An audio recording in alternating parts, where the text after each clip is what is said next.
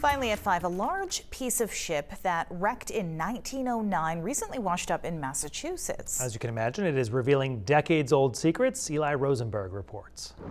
The ocean has many secrets, but every so often it decides to share. It looks like the water is just receding, so hopefully we'll be able to see it. Right now, on Crane Beach, is one such time. This was totally a surprise. Over the weekend, this 53-foot section of a hundreds of years old schooner washed ashore. It's part of the Ada K. Damon, which wrecked during a Christmas storm way back in 1909 as it tried to haul sand to Boston. During the Christmas storm of 1909, it was blown into this cove, and despite the crew's best efforts to sail back out of the cove, they couldn't. It ran aground right here, probably. And there the Ada K. Damon sat, even for a while becoming quite the attraction, until over time, the entire boat buried in sand.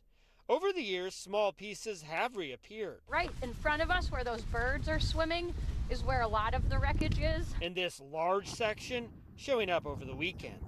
It was quite a discovery, and it is telling us quite the story about the past. But it has also given us a nod to the future, both here on land and here underwater. It's kind of been a shipwreck detective project. They've found the ship's oven and other pieces of the hull too. Each discovery telling another part of the ship's story. A story that has changed quite a bit of late. This boat was intact in the sand for about 100 years, and then just in the last 4 years or so, the increased storms and the rising sea levels have, kind of impacted the wreck a lot. The trustees here at Crane Beach now using this as a learning tool, bringing groups out here to see firsthand the impact of our changing climate.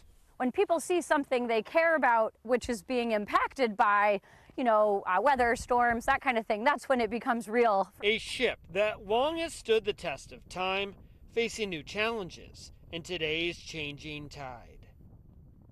A lot of history in those old planks. Eli Rosenberg reporting.